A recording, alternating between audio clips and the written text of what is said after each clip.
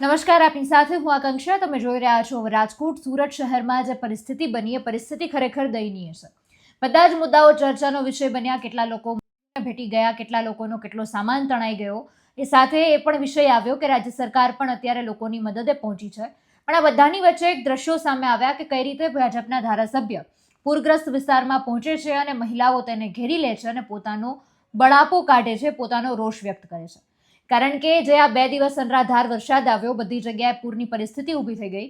એમાં ઘણા એવા વિસ્તાર છે, ઘણી બધી એવી જગ્યાઓ છે કે જ્યાં કોઈ પણ નેતા, અધિકારી, વહીવટી તંત્ર કોઈએ ડોકાયા પણ નથી. અને ત્યાંના સ્થાનિકોને કેટલી હાલાકીનો સામનો કરવો પડ્યો હોય, કેટલી મુશ્કેલીનો સામનો કરવો પડ્યો હોય, તેને આપણે શબ્દોમાં પણ ન વ્યક્ત કરી શકીએ. કારણ કે મહેનતથી કમાયેલી ગાડીઓ નજરની સામે તણાતી જોઈ છે. 30થી 35થી વધારે લોકો મૃત્યુને ભેટી ગયા છે, તણાઈ ગયા લોકો, લોકોની વસ્તુઓ તણાઈ ગઈ. અને બધી જ ઘર વખરી સામાન બધું જ આપણી નજર સામે તણાતા જોઈએ તો એ લોકોની પરિસ્થિતિ શું હોય એને આપણે અત્યારે શબ્દોમાં ન વર્ણવી શકીએ. ત્યારે એ જે ભાજપના ધારાસભ્ય છે, સુરતના ઉધના વિસ્તારના ભાજપના ધારાસભ્ય મનુ પટેલ, એ જ્યારે પૂર પ્રભાવિત વિસ્તારની મુલાકાતે વોર્ડ નંબર 28ના પાંડેસરા વિસ્તારમાં પહોંચે છે, જ્યાં મહિલાઓ તેમને ઘેરી લે છે, પોતાનો બળાપો કાઢે છે, રોષ વ્યક્ત કરે છે. બધા જ દ્રશ્યો અને પ્રતિક્રિયા સામે આવી છે, તો તેને સાંભળીએ.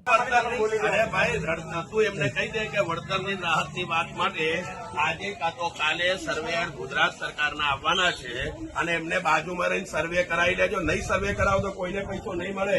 તમારા ઘરમાં શું થયું છે એ બધું તમે લખાવજો. નહીં લખાવો તો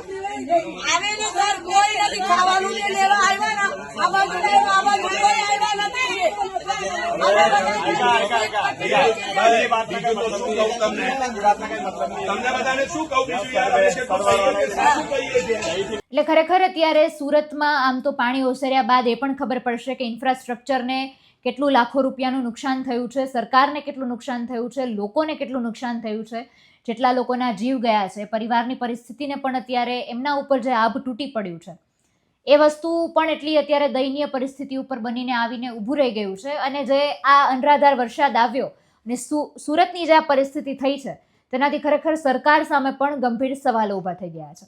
સમગ્ર મુદ્દાને તમે કઈ રીતે જોવો છો એ કમેન્ટમાં જણાવજો. નમસ્કાર.